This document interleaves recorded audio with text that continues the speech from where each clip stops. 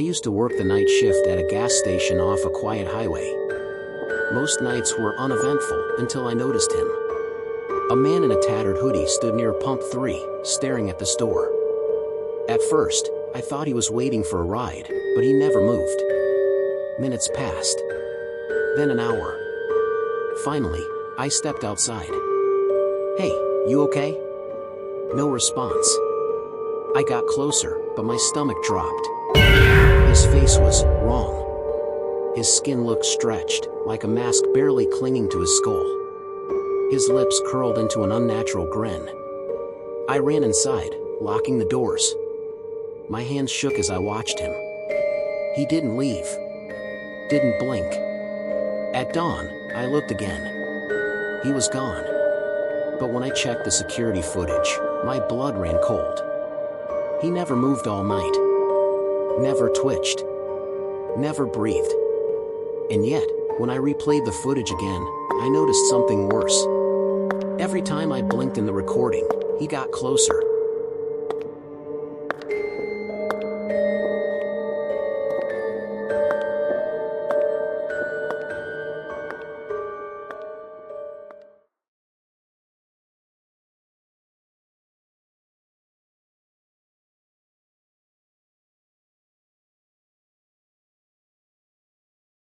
It was 2 a.m. when the old man came in, breathing heavily.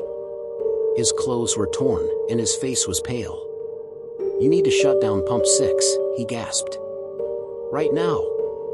I frowned. "Sir, Now," he screamed, grabbing my wrist. His fingers were ice cold.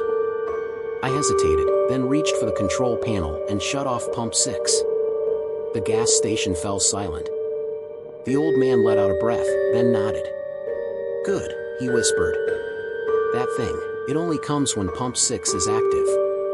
It waits for someone to look away." I glanced outside. The pump stood there, alone, covered in shadows. I didn't see anything, but I felt it, a cold, suffocating presence, something watching from just beyond the light. When I turned back, the old man was gone. The next night, out of curiosity, I turned pump 6 back on. A few minutes later, the station lights flickered. And in the reflection of the glass door, I saw something standing beside pump 6, staring at me.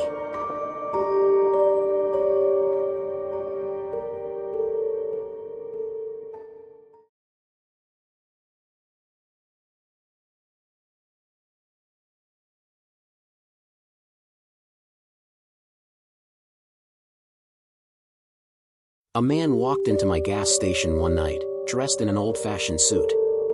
His clothes looked decades out of style, but what creeped me out most was his silence. He placed a single water bottle on the counter. I rang it up. "That'll be $1.50, I said. The man reached into his pocket and pulled out coins. But they weren't normal. They were old, rusted, with symbols I didn't recognize. Sir, we don't accept these," I said. He just stared at me. His eyes were completely black. No pupils, no whites. Just darkness. My chest tightened as he slid the coins forward. "You will." I took a step back, shaking my head. The lights flickered. The radio turned to static. And suddenly, the man was gone. But when I looked down, the coins were still there. Except now, they were wet. With blood.